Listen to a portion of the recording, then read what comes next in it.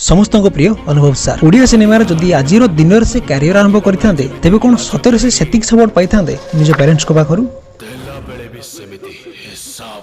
समय स्रोतर अंकामंकार नई परी केजाणी कुआड़े भासी जाइए ओडिया सिनेमार मीठा स्वाद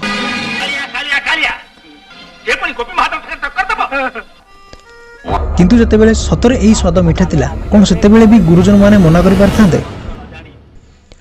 आज दिन में जदि को प्रोड्यूसर रिस्क नहीं कि सिनेमा तैयारी करुच्चा हाथ में लगुच कंट्रोवर्सी एवं सप्लीमेंट हिसाब से गूगल रो scratch card better luck next time तेबे एथि दायी किए दर्शक माने ना लिखि दबो ओडिया हो ना तमे ओडिया आइगला हो ए सिनेमा में तेलुगु रो आगु देखि साची डायरेक्टर आमे दर्शक सहित मिसुछु आपण साउथ रो फिल्म आनुचंती इवन सीन टू सीन सेही दर्शक साउथ रो फिल्म सीन टू सीन देखुचंती सेति पई एक्टर गोटे पर गोटे भलो सिनेमा करबा एते प्रश्नर उत्तर जानिया पूर्व सबठु गुरुत्वपूर्ण होउची ओडिया सिनेमार इतिहास।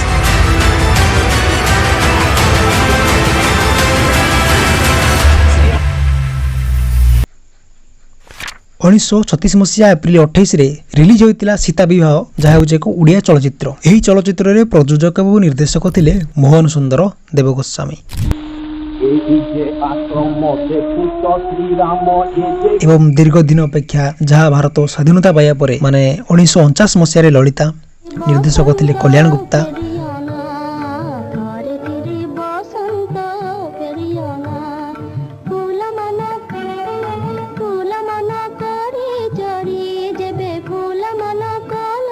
1950 श्री जगन्नाथ एवं 1951 मसीह रूल्स टू 8 जेउठा होची ओडिसा प्रथम इंग्राजी टाइटल रो चलचित्र। सेही परी किछि सिनेमा सप्तसज्या आम गाँ झील केदार गौरी महालक्ष्मी पूजा श्री जगन्नाथ नुआ बोऊ माणिक जोड़ी जीवन साथी साधना अमाड़ा बाट मला जन्म का माटीर मनीष अरुंधति किए कहार श्री स्त्री अदिन मेघ संसार धरित्री जाजाबर है इमानक भितर अन्यतम।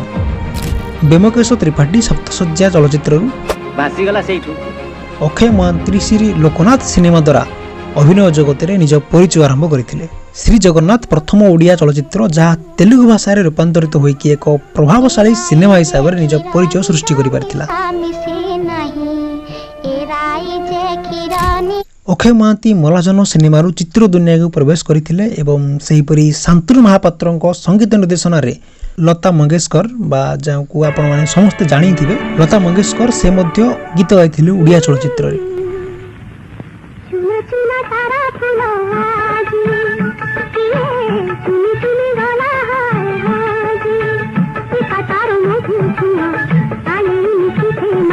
एवं एही परि भाव रे ओडिया चलचित्र रे आरंभ होइतिला स्टारिजी से भी 70 दशक रे जपरि कि धरित्री सिनेमा 1973 मसीह रे श्रीराम पंडा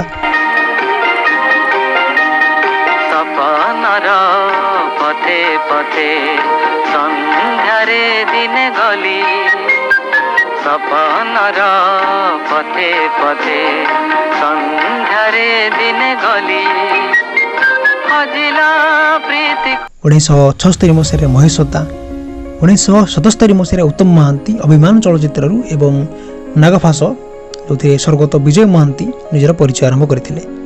एते बेलकू ओडिया सिनेमार रूपरेखा बदली सारिथिला एवं सेतेबेले प्रथम रंगीन चलचित्र हिसाब रे तैयार होइतिला गप हेले भी सत 1976 मसीहा।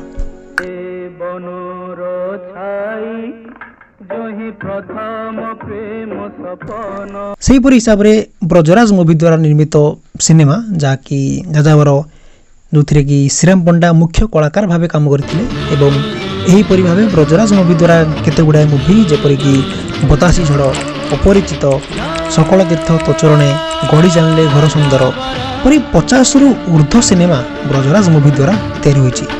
श्रद्धांजलि चित्ररू सिद्धांत महापात्र निजर कलाकार जीवन को आरंभ करथिले 1994 मसीह रे एवं एहीपरि भाव सिद्धांत सारकर बहुत अनेक गुड़े मूवी से बनैछंती। सेहीपरि हिसाब रे हमर समस्त प्रिय अनुभव सार 2004 मसीह रे आई लव यू एवं बाबूसान सार जे कि Romeo the lover boy Arindam सार जे कि प्रेम ऋतु आसिला रे एवं एहीपरि भाव रे अनेक कलाकार मध्यरु स्वर्गत मिहिर दास हेले मध्य अन्यतम एवं मोर व्यक्तिगत भाव ताको मु ताको एक्टिंग मु बहुत पसंद करे।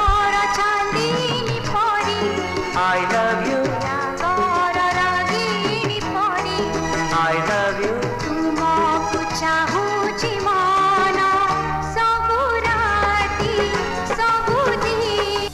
ଜୟୀ ଭାଇ କମେଡ଼ିଆନ୍ ହିସାବରେ ଏବଂ ହର ପଟ୍ଟନାୟକ ସାର୍, ରାୟମୋହନ ସାର୍ ଏପରି ଅନେକ କଳାକାର ଦେଇଛି ଆମ ଓଡ଼ିଆ ସିନେମା ଆମକୁ।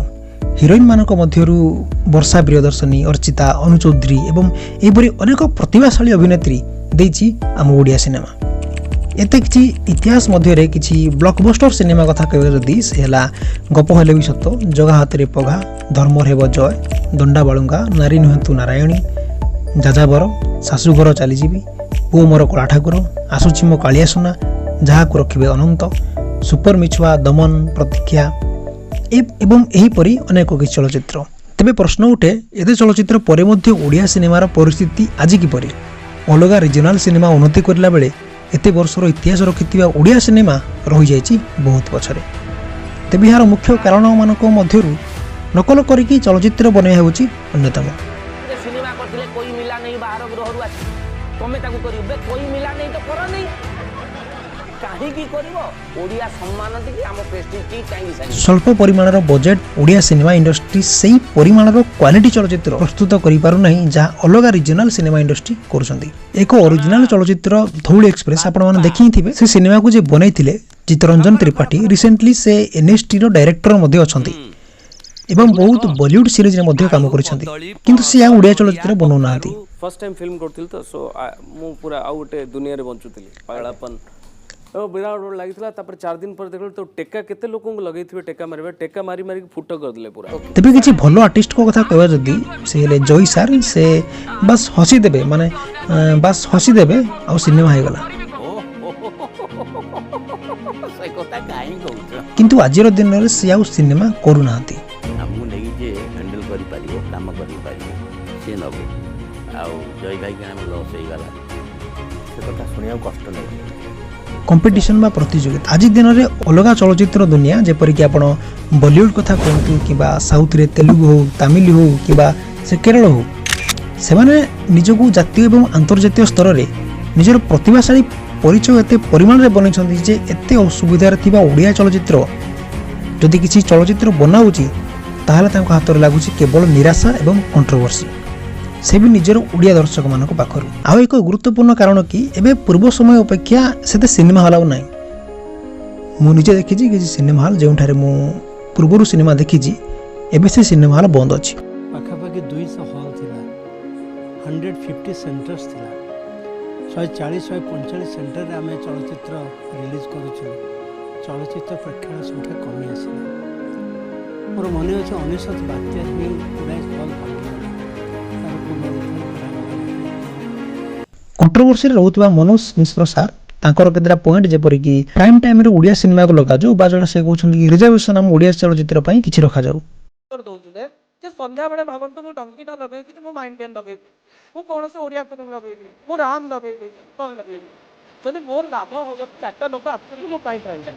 ଏହାର ଉତ୍ତର ଆପଣ ଦେଇପାରିବେ କି? ଯୋଉମାନେ ମଦ ଦୋକାନ କରୁଥିଲେ ସେମାନଙ୍କୁ ବି ତ ଲାଭ ହଉଥିଲା ନା, ସେମାନେ ବନ୍ଦ କଲେ କାହିଁକି? ଗୋଟେ ରାଷ୍ଟ୍ରର, ଗୋଟେ ଦେଶର, ଗୋଟେ ଷ୍ଟେଟ୍ର ଭଲ ଡିଷ୍ଟ୍ରିବ୍ୟୁସନ୍ ସିଷ୍ଟମକୁ ଭଲ କରାଯାଉ। ତରଫରୁ ଡିଷ୍ଟ୍ରିବ୍ୟୁସନ୍ ସିଷ୍ଟମକୁ ନିଆଯାଉ। ଏଇଟା ଗୋଟେ ରକେଟ୍ ସାଇନ୍ସ ନୁହଁ, ଏଇଟା ଗୋଟେ ରକେଟ୍ ସାଇନ୍ସ ନୁହଁ। ଆଉ ଭଲ ସିନେମା କରୁଥିବା, ସିନୋପସିସ୍ ଭଲ ଦେଖିକି ଅଣ ଓଡ଼ିଆ ଲୋକଙ୍କୁ ସେଇ ଟିମ୍ରେ ରଖାଯାଉ, ଆଉ ସେଇ ପିଲାମାନଙ୍କୁ କିଛି ସବସିଡି ଦିଆଯାଉ, ସୋ ଦ୍ୟାଟ୍ ସେମାନେ ଆମ ପାଇଁ ସିନେମା ବନେଇବେ। ଓଡ଼ିଶା ପାଇଁ ସରକାର ଆମକୁ ସାହାଯ୍ୟ କରୁ। ଆମକୁ ଗ୍ରୋ କଲା ସମୟରେ ଆମକୁ ଜଣେ ହାତ ଧରିକି ଚାଲିବା ଦରକାର। ଆଉ ସେଇଟା କିଏ? ସେଇଟା ହେଉଛନ୍ତି ସରକାର। ସରକାର କ'ଣ କରିବା ଦରକାର? OFDC ଥ୍ରୋରୁ ଆମର ଡିଷ୍ଟ୍ରିବ୍ୟୁସନ୍ ସିଷ୍ଟମ୍, ମୁଁ କ'ଣ କହୁଛି ଡିଷ୍ଟ୍ରିବ୍ୟୁସନ୍ ସିଷ୍ଟମ୍, ପ୍ରତ୍ୟେକ ସିନେମା ହଲ୍ରେ କୌଣସି ବି ଲୋକ ଓଡ଼ିଶାରେ ତିଆରି କରିଥିବା ସିନେମାକୁ ପ୍ରାଇମ୍ ଟାଇମ୍ ସବୁବେଳେ ମିଳିବ।